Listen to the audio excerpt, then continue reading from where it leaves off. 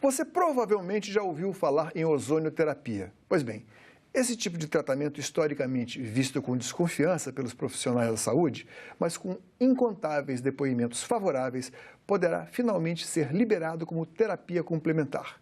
Um projeto de lei do Senado Federal nesse sentido foi aprovado na Comissão de Assuntos Sociais. Para falar sobre esse tema, a Cidadania recebe a presidente da Associação Brasileira de Ozonioterapia, Maria Emília Gadelha Serra. Seja bem-vinda, Maria Emília. Obrigada, Paulo. Bom, você é médica, originalmente você fez especialização em otorrino, né? E depois abraçou a ozonioterapia e se dedicou à causa. Bom, por quê? Me conta essa trajetória aí. Bem, a história começou porque eu tive um tumor maligno de tireoide com 3 metástases no meu pescoço quando eu tinha 33 anos. E a partir daí eu resolvi estudar outras técnicas para tentar entender o processo de adoecimento que eu passei. E estudei homeopatia, medicina chinesa, acabei encontrando a homotoxicologia, que é a base da medicina biológica alemã, e dentro desse guarda-chuva da medicina biológica existe a ozonioterapia.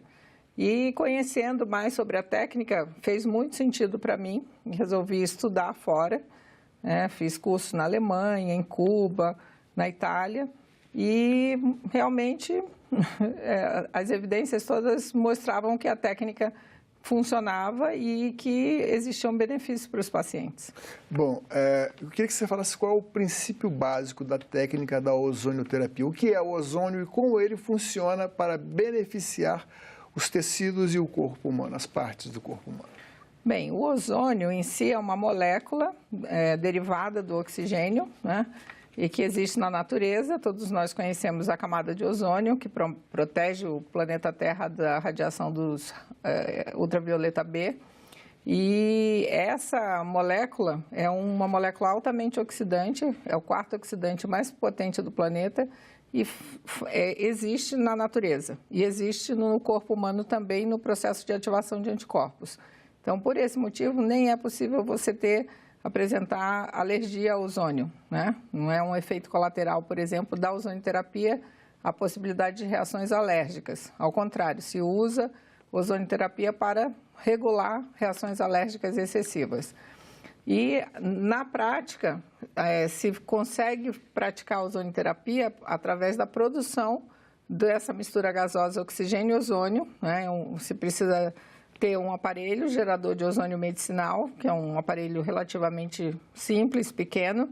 Esse aparelho, por descarga elétrica, dá até 15 mil volts de choque no oxigênio e aí reagrupa as moléculas como ozônio e oxigênio. Ou seja, o princípio básico, assim, grosso modo, seria o corpo humano ou as partes afetadas do corpo humano que você quer beneficiar receberiam uma mistura de oxigênio e ozônio na dose ideal para beneficiar, para que esse tecido se recupere. Isso. Certo? Bom, aí você falou também de homeopatia antes, né, e de medicina chinesa. Bom, eu queria falar sobre o seguinte: no passado, homeopatia, e a medicina, e a acupuntura, a medicina tradicional chinesa, nem eram consideradas medicina aqui no Brasil. Depois, com o uso, embora ainda se questione, a maneira científica de se explicar não seja a mesma da medicina ocidental tradicional, hoje já são formas de terapia aceitas, inclusive inscritas até no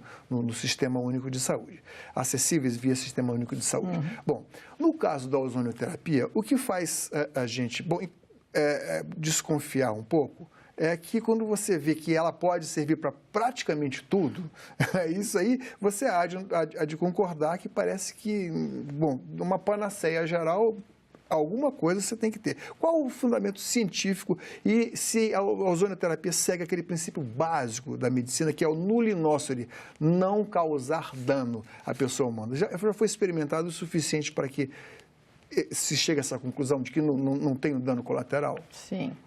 Bem, como é que uma única mistura gasosa, uma molécula, no caso o componente ozônio da mistura oxigênio-ozônio faz o efeito, né? E por que serve para tantas doenças diferentes?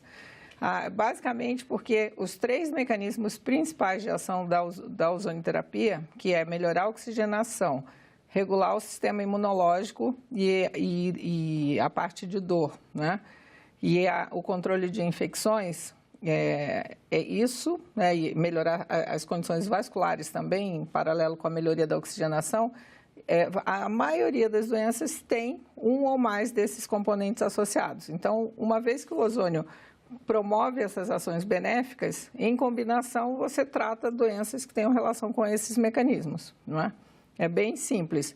A dificuldade que normalmente nós médicos temos de aceitar alguma coisa que haja simultaneamente em doenças tão diferentes é que o modelo médico brasileiro é muito cartesiano. Então, você tenta achar uma doença, aprende a fazer diagnóstico assim, né? Você diagnostica e depois tenta achar uma cura para aquela situação específica. E cada vez mais a ampliação do conceito de saúde e a medicina que vem se estabelecendo, inclusive nos Estados Unidos, é o conceito de medicina em rede, né? E isso, cada vez mais, vai acontecer a busca por moléculas e substâncias que tenham capacidade de agir em rede. E a ozonioterapia justamente age assim. Doutora, duas perguntas. Em que casos a ozonioterapia não está indicada? Uhum. E como você chega ao diagnóstico de que a indicação é de ozonioterapia? Somente após tentar a medicina tradicional? Então, só complementando sobre a segurança, né, que eu acabei não respondendo. Mas tem uma coisa que tem a ver com outra. Tem, tudo a ver. Bem, a segurança, já existem estudos desde a década de 80, porque a ozonioterapia é uma terapia secular, é usada na Alemanha. De 1856, né? Isso, desde 1850 para efeito do conhecimento dos mecanismos germicidas, né?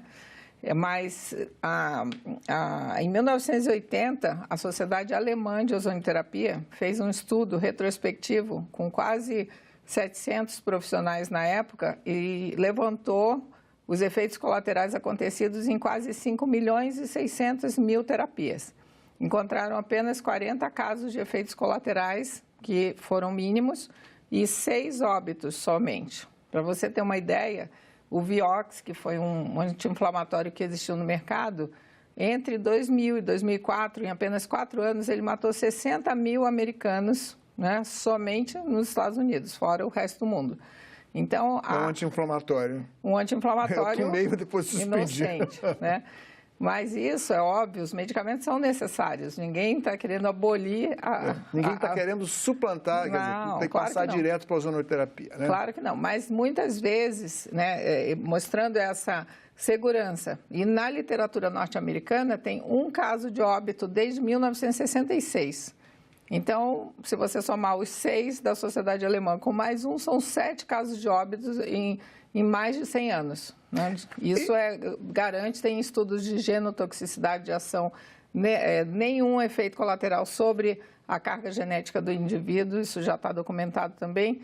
Agora, quando não usar a ozonioterapia? Sim, existe um teste, uma pessoa que não tem, como é o nome da enzima, a pessoa tem que testar, né? G6PD, que é glicose 6-fosfato desidrogenase. Quem não possui essa enzima, ou não possui deficiência zero grave. Ou é deficiência? Deficiência grave ou zero. Certo. Sim. Deficiências leves, você pode usar vias em que você não tenha contato do ozônio com o sangue, por exemplo. O exame dessa enzima, a dosagem dessa enzima é um exame de difícil acesso? Não, é caro ou não? Qualquer laboratório faz, ele custa em torno de R$30.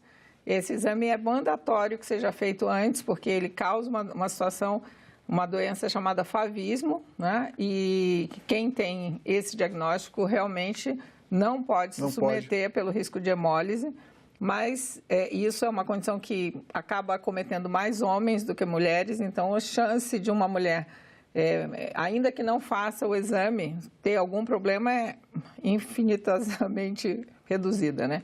Mas sempre, para todos os pacientes, se recomenda mundialmente que se faça o exame da G6PD. É possível dizer que existe um lobby das indústrias farmacêuticas, de alguns grupos dentro da medicina, contra a liberação da ozonioterapia?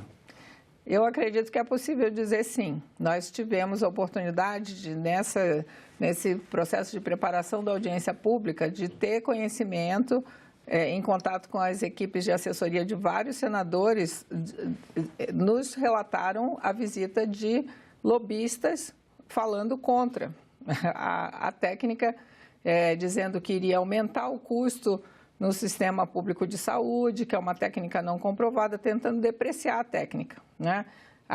Nós tivemos acesso a uma consultoria específica sobre os benefícios potenciais da ozonioterapia no SUS, e a informação obtida desse relatório preparado pela doutora Celina Ramalho, que é uma doutora em Economia da Saúde e professora da Fundação Getúlio Vargas, é exatamente o oposto. O resultado é que, uma vez que a ozonioterapia seja introduzida no sistema público de saúde, a economia pode chegar a 40% dos custos totais do SUS. Só olhando o tema diabetes, existe uma expectativa de que a população de diabéticos quase dobre no Brasil até 2030. Esse aumento da demanda vai gerar aumento proporcional, quase o dobro do custo também em relação aos recursos financeiros. Só essa informação é capaz de quebrar o SUS.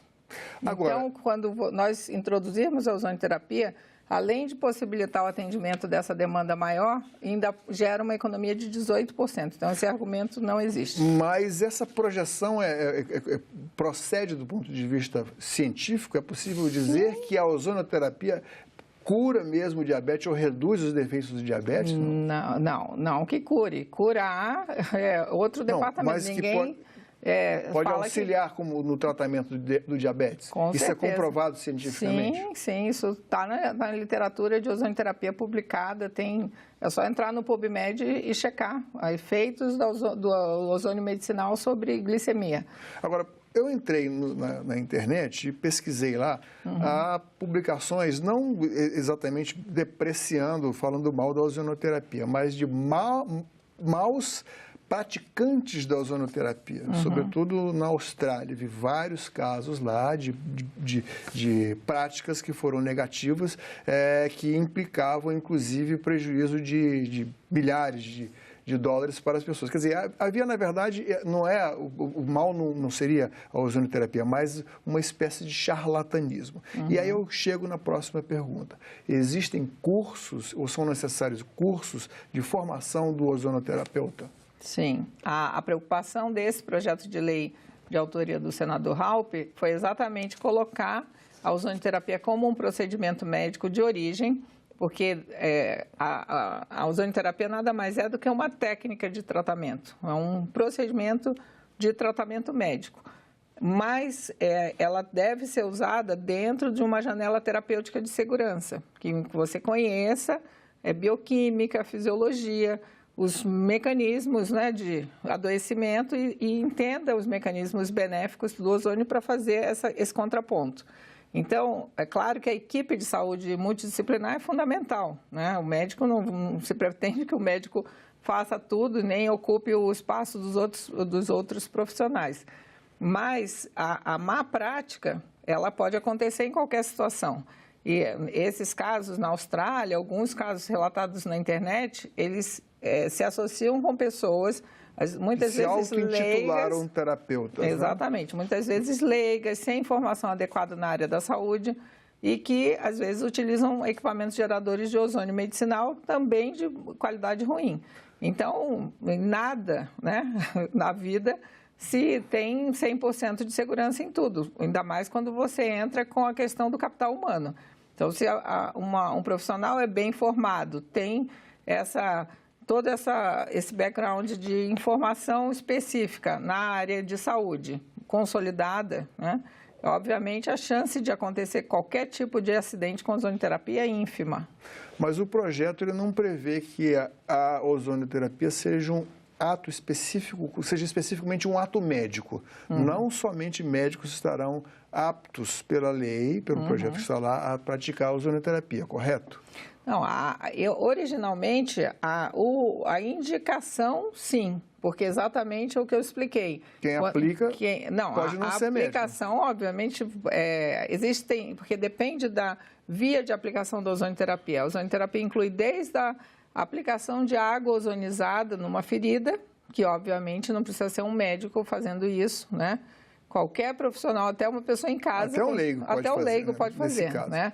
Mas quando se trata de uma intervenção mais... Estamos falando de procedimentos mais invasivos, em que você manipula fluidos biológicos, você tem que saber a indicação. Então, dentro desse bloco, dessas 3 categorias de doença, que são os problemas vasculares, as infecções e as situações em que você tem alterações imunológicas ou inflamação aguda ou crônica, né? Tipo hérnia de disco, dores articulares, que são altamente beneficiadas pelo ozônio, isso sim, é preciso que exista essa figura do médico, porque, obviamente, você não vai... Se você tiver um acidente na estrada, você não vai querer... e tiver uma parada cardíaca, ou precisar ser entubado, ou pegar um acesso venoso numa veia central, você não vai querer que uma pessoa que trabalhe na construção civil faça o procedimento em você. É evidente. Óbvio, né? Então, a mesma coisa. A ozonioterapia é uma técnica que demanda conhecimentos de medicina, como base para o diagnóstico. Quanto tempo dura o curso de formação ou de capacitação de um ozonioterapeuta? Na verdade, o curso, até o momento, como a técnica era considerada somente experimental para fins de pesquisa, desde o início, né, a ozonioterapia foi introduzida no Brasil em 1975. A nossa Associação Brasileira de Ozonioterapia iniciou suas atividades em 2006. Desde a fundação, nós sempre oferecemos 2 cursos anuais de formação, né? Informação, aliás. Informação. Quem pode se inscrever para participar? Só profissionais da área da saúde? Sim, médicos. Existem 3 blocos, o bloco médico e associados, os veterinários e os dentistas. A ozonioterapia no Brasil já está regulamentada para a odontologia desde dezembro de 2015. Na veterinária tem iniciativas, né, para regulamentação, mas os animais tanto de pequeno quanto grande porte já utilizam ozonioterapia há muitas décadas no Brasil. E os veterinários têm uns resultados muito bonitos. E na área médica, na área humana, são médicos, enfermeiros, técnicos de enfermagem, biomédicos, fisioterapeutas, farmacêuticos, cada um dentro da sua competência usando a ozonioterapia. Existe um curso padrão ou para cada tipo de tratamento da ozonioterapia há uma duração específica de curso? Na verdade, em função dessa condição experimental, esse curso informativo apenas, que dura 3 dias, ele busca reunir a informação global, né? Então, agora, com esse processo de regulamentação acontecendo, obviamente vai existir a demanda de cursos mais específicos com treinamento prático, com retirada de dúvidas, com capacitação da equipe de saúde. Então, teremos um novo cenário dentro da ozonioterapia brasileira.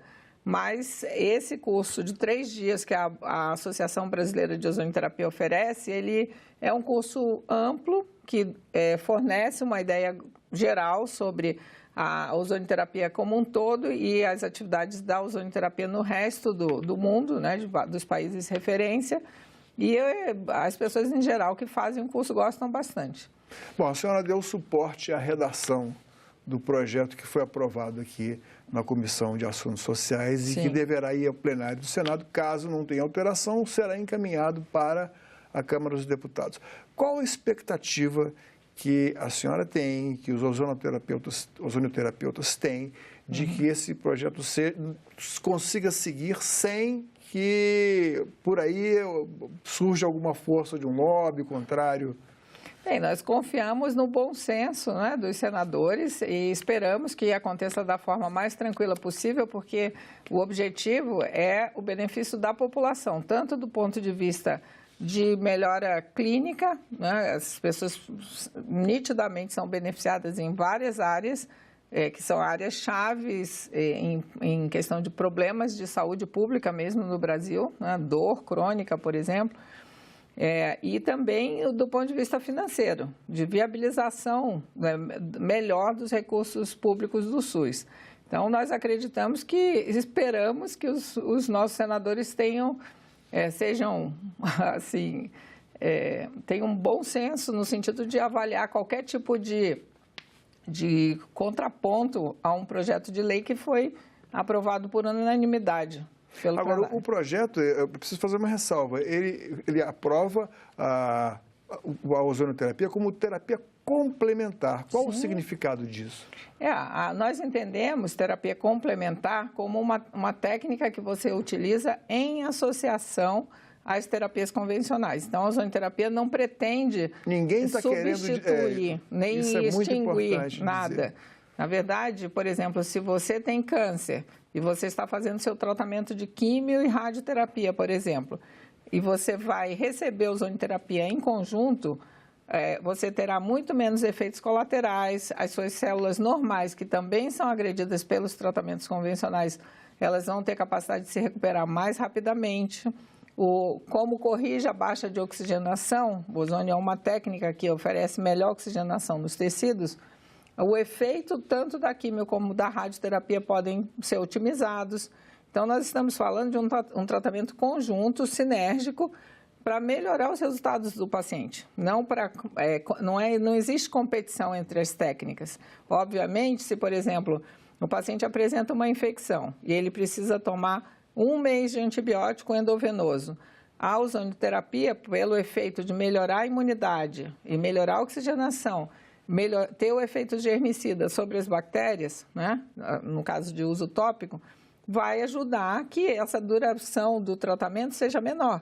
Então, automaticamente, a pessoa fica menos exposta a um tempo prolongado de antibiótico, ela tem tendência a ter menos tempo de internação, menos tendência a fazer complicações, menos necessidade de cirurgias.